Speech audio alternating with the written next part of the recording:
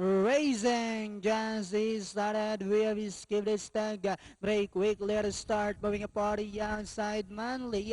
In the middle portion comes John L's episode. Malihim Ninjutsu. In the middle portion comes Xanopose. Gobelis comes next. Down on the inside now is Virgin Island. King's Treasure, while King Aljun is the early trailer. And as they swing down the back, we have skip this tank by about 6 lengths. Janel's episode in second. Manly's racing in third. Malihim comes next, and on the outside comes Govelis.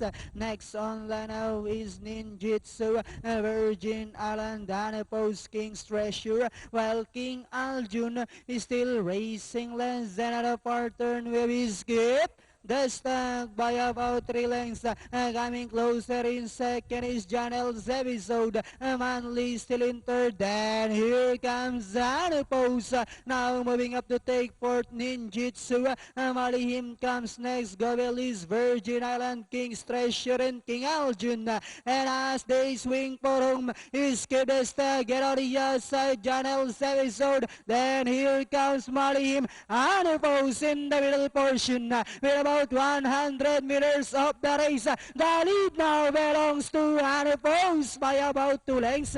And finally, it's Xanopose. Malihim skip the stag. Janel's episode, Manly Ninjutsu.